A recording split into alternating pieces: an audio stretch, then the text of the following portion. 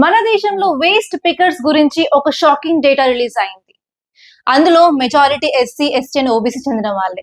అసలు ఈ రిపోర్ట్ ఏంటి, డీటెయిల్స్ ఏంటో ఈ వీడియోలో కంప్లీట్ గా చూద్దాం. మన సెంట్రల్ గవర్నమెంట్ మొదటిసారి నమస్తే స్కీమ్ కింద వేస్ట్ పికర్స్ ఎన్యూమరేషన్ డేటాని రిలీజ్ చేసింది. ఆ రిపోర్ట్ లో 84.5% people SC, ST and OBC caste చెందిన వాళ్ళు అండ్ జనరల్ కేటగిరీ నుంచి జస్ట్ 10.3% మాత్రమే ఉన్నారు. అందులో మహిళలు 48.7% అండ్ పురుషులు 51.3% అండ్ ఈవెన్ ట్రాన్స్జెండర్స్ పర్సెంటేజ్ వచ్చేసి 0.007. టాప్ స్టేట్స్ వచ్చేసి మహారాష్ట్ర, తమిళనాడు అండ్ యూపీ. అసలు నమస్తే స్కీమ్ గురించి చూసుకున్నట్లయితే వేస్ట్ పికర్స్ ని ఫార్మల్ గా గుర్తించి వాళ్ళకి సేఫ్టీ ఎక్విప్మెంట్ ప్రొవైడ్ చేసి డిగ్నిటీ ఆఫ్ లైఫ్ ని ప్రొవైడ్ చేయడమే కాకుండా ఈవెన్ సోషల్ సెక్యూరిటీ ప్రొవైడ్ చేసే లక్ష్యంతో తీసుకొచ్చిన స్కీమే ఇది.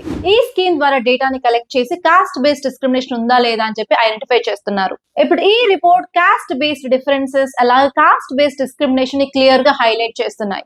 అంతేకాదు ఇలాంటి కాస్ట్ బేస్డ్ ఆక్యుపేషన్ వల్లే మనకి చాలా హ్యూమన్ రైట్స్ అనేవి కూడా వయోలేట్ అవుతున్నాయి. వీళ్ళు ప్రతిరోజు చేసే పనిలో పాయిజనస్ మెటీరియల్స్ తో కాంటాక్ట్ అవ్వడం వల్ల వాళ్ళకి హెల్త్ హజార్డ్, శానిటేషన్ అలాంటి చాలా ప్రాబ్లమ్స్ ఎదుర్కొంటారు.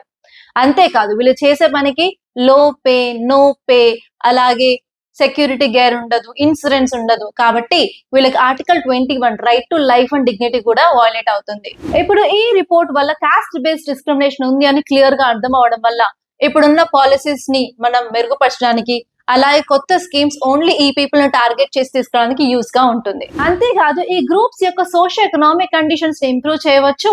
అంతేకాకుండా ఇంక్లూజివ్ గ్రోత్ కూడా మనకి ఇప్పుడు సాధ్యం అవుతుంది. ఇలాంటి సమస్యలపై మనం ఏం చేయాలి, మీరేమనుకుంటున్నారో కామెంట్ లో చెప్పండి. అండ్ మీకు ఈ వీడియో నచ్చినట్లయితే లైక్ చేయండి, అలాగే షేర్ చేయండి. మరిన్ని కరెంట్ అఫైర్స్ అప్డేట్స్ కోసం మన ఛానల్ సబ్స్క్రైబ్ చేసుకోండి.